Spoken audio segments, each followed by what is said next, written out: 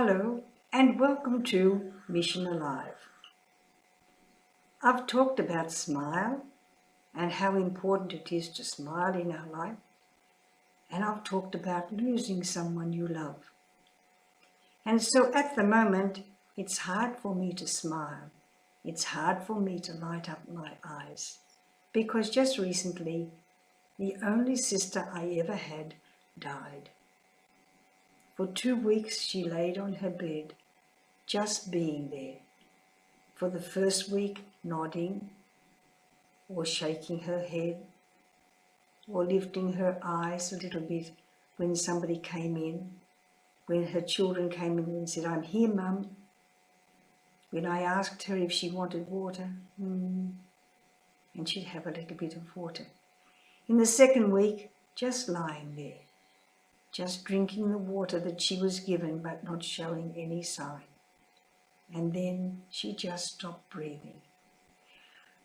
Oh, I thought I would stop breathing too. It was a sorrow like I had never felt before.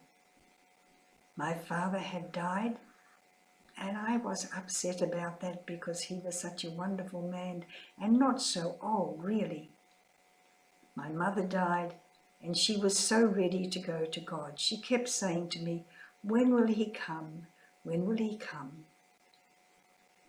But now this was my only sister. This was the one that I called on the phone every day. This is the one who always had something nice to say to me. This one was always the one who told me, no, you don't wear those two colours together. No, you don't need high heel shoes. No, you can't comb your hair like that. Oh yeah, she was my big sister. She was such a fashion plate when she was young. Oh, she was beautiful.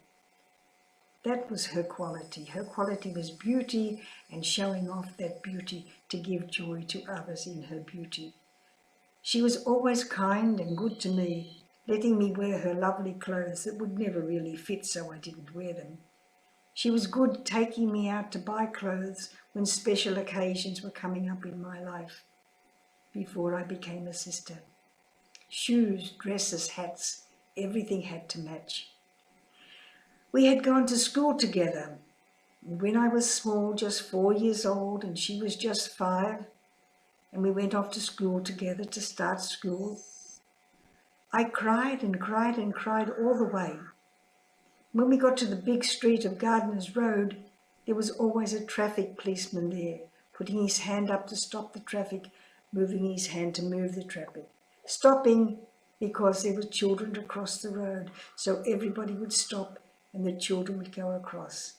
And as we got close to that place, she would say to me, "Don't cry, don't cry, don't let the policeman see you crying." And so I would try to stop crying and cross the road. And then, of course, I would start again. I didn't want to go to school. I didn't like school. I would be happy at home with my mother. Then when we got close to the school, she would kneel down in front of me and she would look up at me and she would say, "Don't cry. If you cry, I'll cry." Oh, how could I make my big sister cry? I would stop. I would stop instantly. I couldn't make my big sister cry and go to school crying. Everybody would laugh at her and I would be so sad. Oh, she was so good to me. When I came home from holidays from Papua New Guinea, she was always there to take me shopping, to take me out, to drive me here, to drive me there, to come down and stay with Mum and I, just to be company, just to enjoy each other's company. Now she's gone. Now she's gone. So it's hard to smile. It's hard to smile.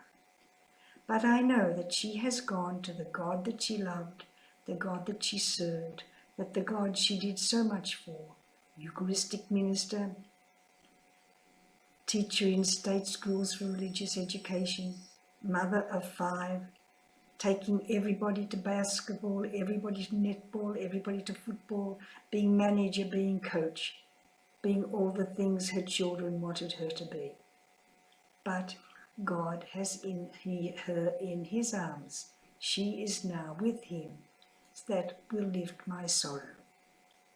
Don't be overcome by sorrow, but overcome the sorrow because God is with us. Goodbye. And if you can't smile, pray.